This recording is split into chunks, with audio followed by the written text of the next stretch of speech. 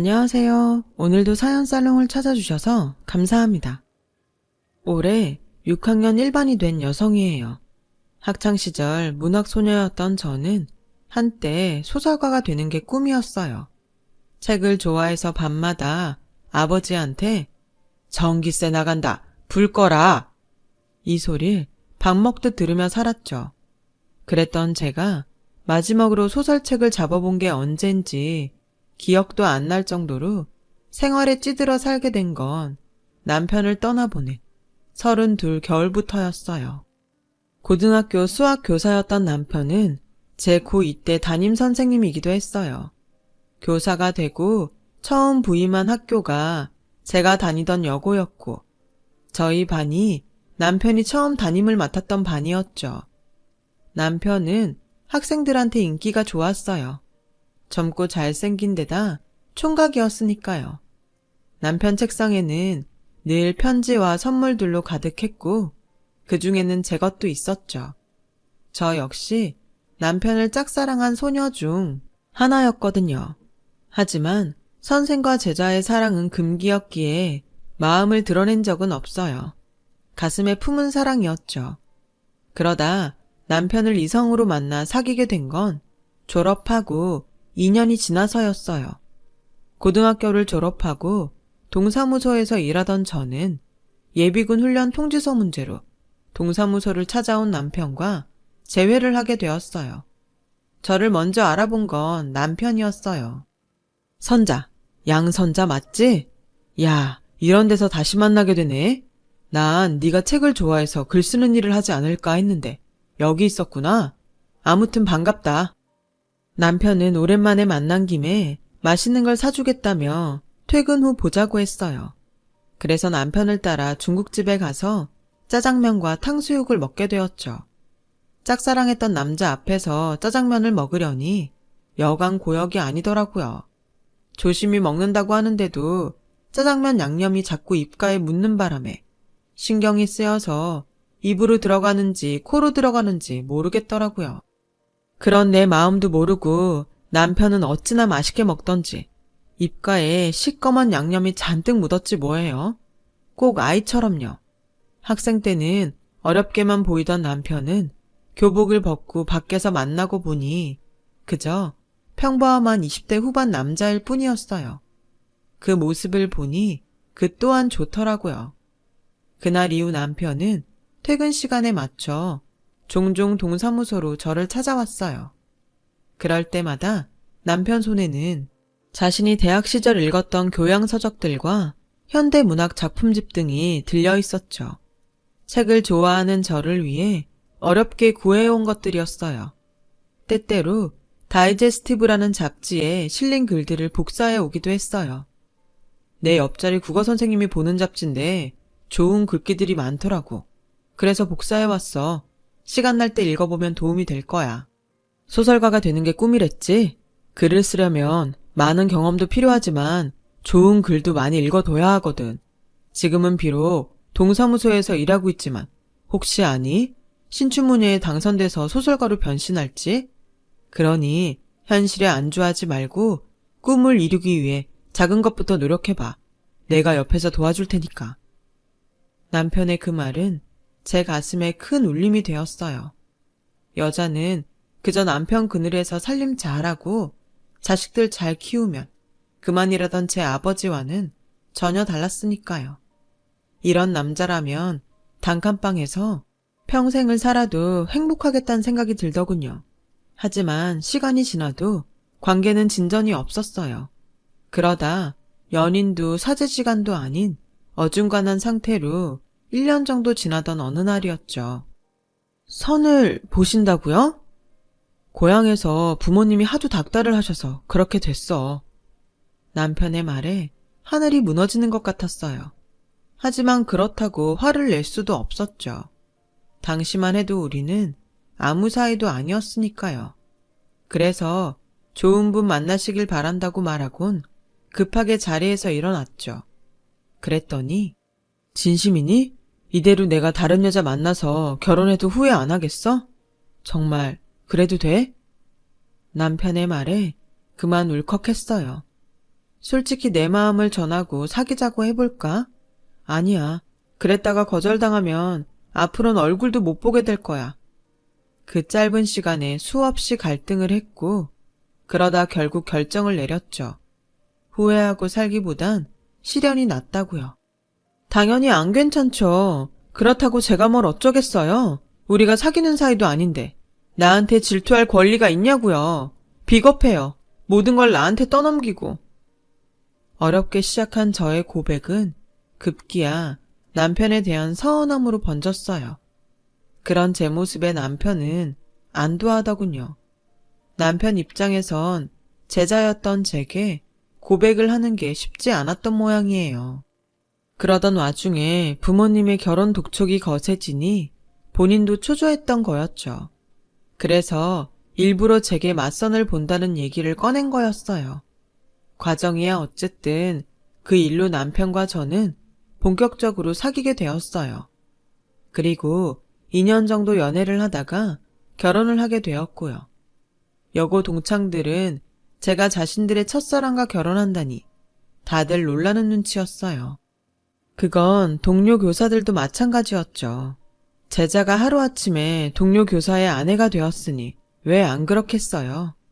그런 주변의 시선들이 부담스러워 우리는 서울로 이사를 결심했어요. 난생 처음 와보는 서울은 제게 있어 말 그대로 별천지나 다름없더군요. 제 고향에선 본 적도 없는 백화점이 도시 곳곳에 있었어요. 그뿐인가요? 애국가에 나오는 남산과 서울 어느 방향에서도 볼 수 있는 남산타워를 실제로 보니 신기하더라고요. 하지만 서울살이가 좋기만 한 건 아니었어요. 교사의 박봉으로 살기엔 물가도 높고 인심도 야박했거든요. 가족도 친구도 하나 없는 곳에서 제가 믿고 의지할 사람은 오직 남편뿐이었죠. 그래서 전보다 더 남편한테 기대고 살았는지도 모르겠네요. 서울로 이사를 오고 얼마 뒤 저는 첫애를 낳았어요. 아들이었죠. 그동안 저를 탐탁치 않게 여기시던 시부모님도 손자를 낳았다고 하자 그제야 며느리 대접을 해주셨어요. 하지만 그만큼 참견도 많아졌죠. 친정엄마가 없는 저는 낯선 곳에서 혼자 가사와 육아를 하려니 모르는 것도 많고 힘에 부치는 일도 많았어요.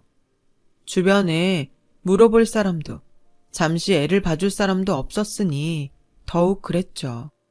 그나마 다정한 남편이 퇴근 후 가사며 육아를 많이 도와줘서 버텨냈어요. 그리고 4년 뒤 둘째 아들이 태어났고 돌을 막 넘긴 시점에 저희 가정에 시련이 불어닥쳤어요. 퇴근길 만원 버스에 올랐던 남편이 교통사고로 세상을 떠났거든요. 그날 아침 오늘따라 유독 동태찌개가 생각난다길래 주인집 아주머니한테 작은 애를 맡겨두고 시장에서 동태를 한 마리 사들고 왔어요. 막 대문을 들어서려는데 안채에서 주인집 아주머니가 달려나오더라고요. 성민 엄마, 어떡해. 자기 시장 간 사이에 경찰서에서 연락이 왔는데 이 내가 아저씨가 교통사고를 당해서 많이 다쳤나 봐. 애들은 내가 봐줄 테니까 얼른 병원으로 가봐. 어서. 그 말을 듣고 들고 있던 생선 비닐을 팽개치곤 그대로 병원으로 달려갔어요. 도착해보니 응급실엔 사고로 실려온 버스 승객들로 인산인해를 이루고 있더라고요. 그런데 그 어디에도 제 남편의 모습은 보이지 않았어요. 그때였죠. 간호사가 남편 이름을 대며 보호자 맞냐길래 그렇다고 했더니 저를 한쪽으로 데리고 가더라고요. 그렇게 간호사를 따라갔는데 남편은 이미 싸늘한 주검이 되어 있었어요. 빳빳하게 다려입고 나간 하얀 와이셔츠는 피로 물들어 있었고 결혼 예물로 사준 시계는 유리가 박살나 산산조각이 나 있더라고요. 제가 남편의 얼굴을 확인하려고 남편 얼굴을 덮고 있는 흰 천을 들추려는데 간호사가 사체 훼손이 심하다며 말렸어요. 저는 차마 남편의 얼굴도 확인하지 못한 채 자리에 주저앉아 울다가 정신을 잃고 말았죠. 이후 무슨 정신으로 장례를 치렀는지 기억도 안 나요. 시어머님이 당신 아들 잡아먹었다며 머리채를 잡았던 것도 나중에 주인집 아주머니를 통해 전해 듣고 알았을 정도니까요. 장례가 끝나자 시어머니는 다시는 제 얼굴을 보고 싶지 않다시며 영 끊고 살자고 하더군요. 결혼하고 다음 해 아버지까지 세상을 떠나신 탓에 저는 주변에 비빌 언덕 하나 없이 두 아들과 함께 세상에 내던져졌어요. 하지만 슬퍼할 겨를도 없었죠. 5살 큰애와 젖먹이 애를 데리고 당장 먹고 살아야 했으니까요. 경력도 없고 기술도 없는 애 엄마를 받아줄 곳은 어디에도 없었어요. 그래서 궁여지책으로 했던 일이 학교 앞 떡볶이 장사였어요. 어린 애들을 옆에 끼고 있어야 해서 남의 집 일은 하기 힘들었거든요. 그나마 큰애가 국민학교에 들어가고부터는 팥줄 일도 다닐 수 있었죠. 엄마 대신 큰애가 지 동생을 보느라 고생 많았어요. 지도 어린데 동생까지 떠맡았으니 얼마나 힘들었겠어요. 둘째한테도 미안한 마음뿐이죠. 한창 엄마 손이 필요한 나이인데 제대로 돌봐주지 못했거든요. 그래도 큰애는 짧게라도 아빠 사랑을 받고 자랐지만 둘째는 그조차도 못 받고 자랐으니까요. 그래서일까요? 자라면서 둘째는 사고도 많이 치고 정학도 몇 번이나 당했는지 몰라요. 1년이면 서너 번은 제가 학교에 불려가서 자식 잘못 키워 죄송하다고 고개를 숙여야 했죠. 결국 둘째는 고등학교 2학년 때 학교를 그만뒀어요. 반면에 큰애는 어릴 때부터 바르고 공부도 잘해서 늘 자랑거리였어요. 학원이며 과외 한번 시켜준 적 없는데 아빠를 닮아 수학을 잘해서 대학도 명문대 공대에 들어갔죠. 큰애야말로 개천에서 난 용이었어요. 자기가 빨리 취직해서 돈을 벌어야 엄마 고생이 끝난다고 기를 쓰고 공부해서 졸업도 하기 전에 대기업에 척하니 붙을 정도였으니까요. 둘째도 뒤늦게 정신을 차렸는지 카센터에 취직해 자동차 정비 기술을 배우기 시작했고 많지는 않지만 제게 생활비라고 손에 쥐어주곤 했어요. 영영 정신 못 차리고 살 줄 알았던 녀석이 제 밥벌이라도 하게 되니 저는 그걸로 됐다 싶더라고요. 그러다 지금은 자신과 비슷한 처지의 여자를 만나 살고 있어요. 결혼은 자신들이 돈을 모으면 그때 하겠다고 하더군요. 아직 혼인신고도 안 한 처지지만 저한테 살갑게 어머님이라고 부르며 며느리 노릇을 톡톡히 하고 있죠.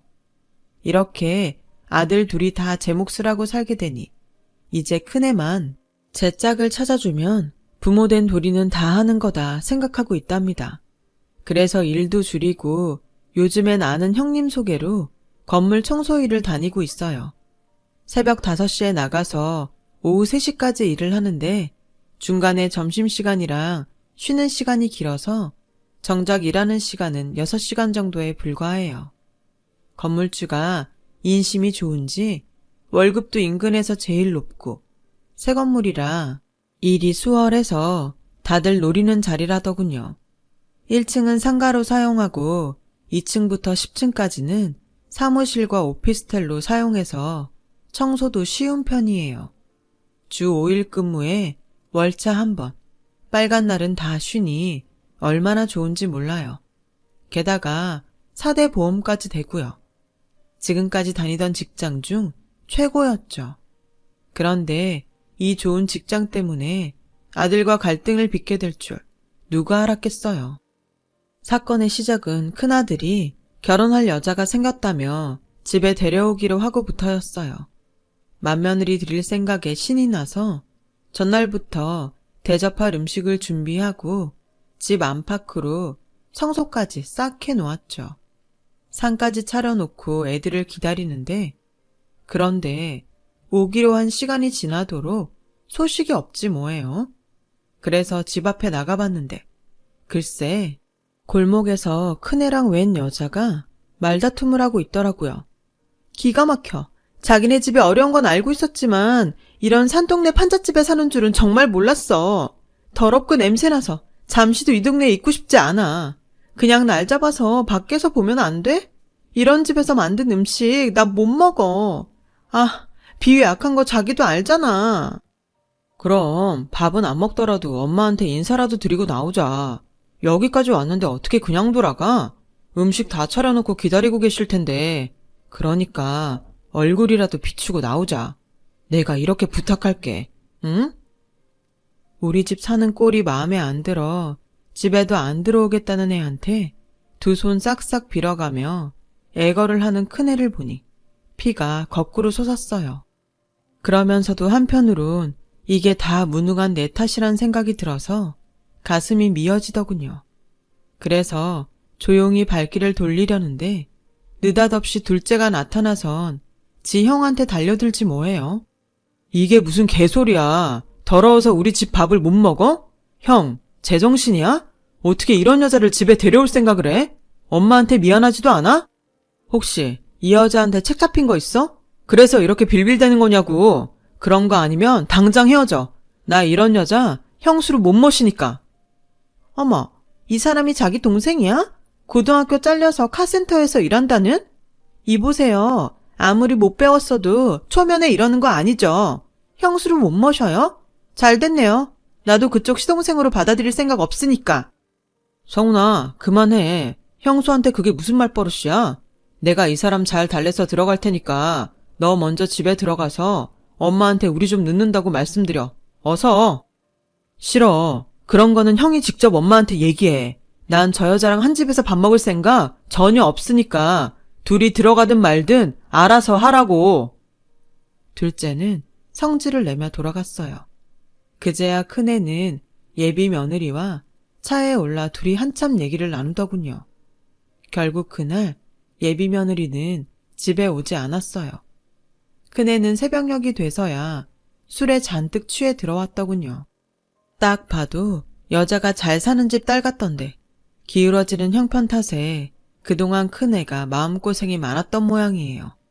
그런데다 둘째까지 나서서 기름을 부었으니 속이 오죽하겠어요.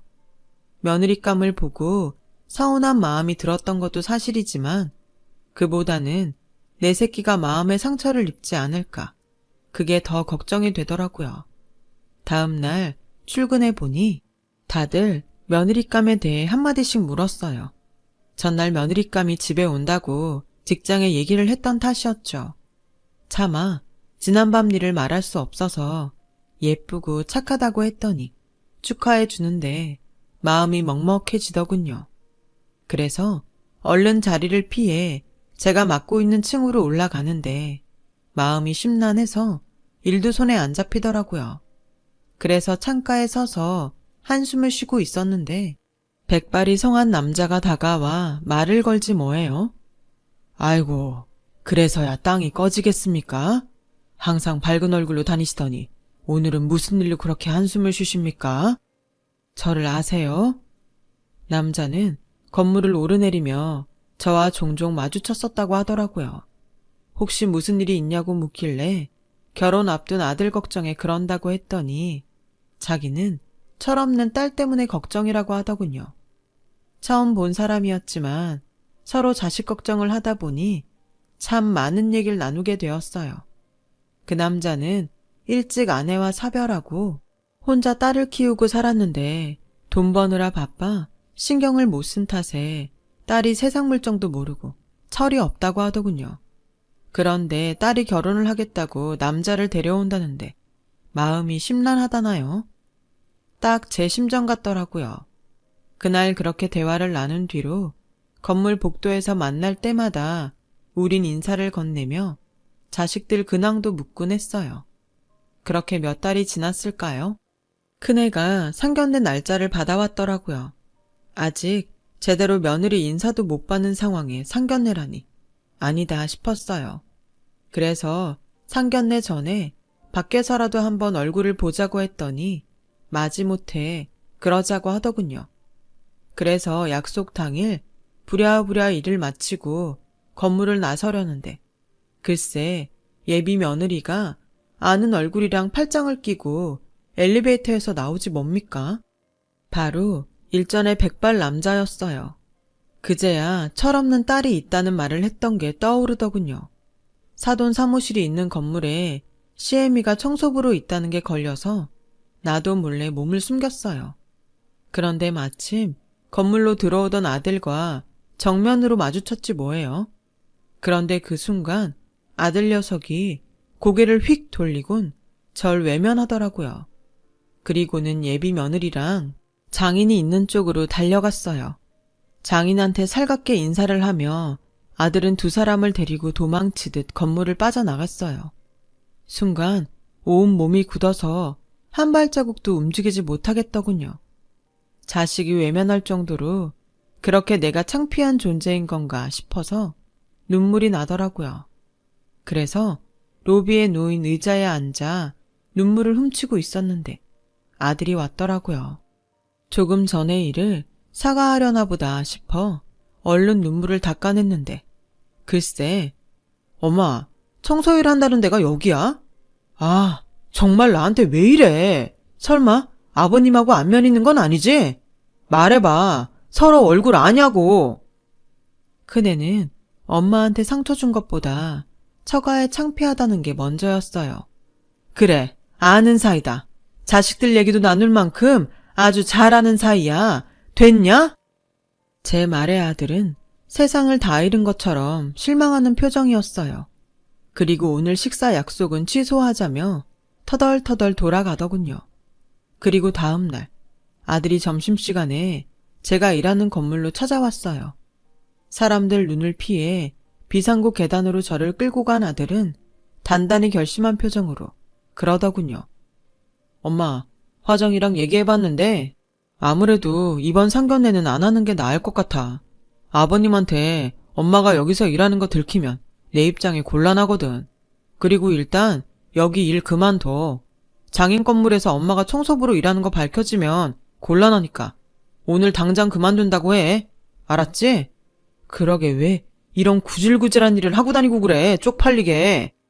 뭐? 쪽팔려? 네가 모르는 모양인데 이 직장이 지금껏 엄마가 일했던 곳 중에서 제일 좋은 직장이야. 그동안 엄마는 더한 일도 하면서 너 대학 공부까지 시켰어.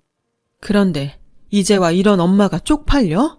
남의 집 식모살이에 길거리에서 떡볶이 팔아 번 돈 받았을 땐 안 쪽팔리고 엄마도 외면하고 건물주 사위 되려니까 이제 와서 이 엄마가 하는 일이 그렇게 창피해? 여기 청소부로 일하는 건 그렇게 창피하다고? 에라이 썩을 놈아. 내가 이런 꼴 보자고 그동안 그 수모를 당하면서도 너 뒷바라지 한 줄 알아? 돈 많은 처가에 들어가는 게 네 엄마보다도 더 중요한 거냐고. 그런 거라면 이참에 아예 인연 끊자. 나 창피하다는 아들 나도 싫다. 내가 해주는 음식 더러워서 못 먹겠다는 며느리도 싫고 다 싫다. 엄마, 그런 말이 아니잖아. 여기만 아니면 다른 어디라도 상관없어. 그러니 내 말대로 해줘. 그럼 더는 요구 안 할게. 일 그만두면 사돈이 날 못 알아본다든?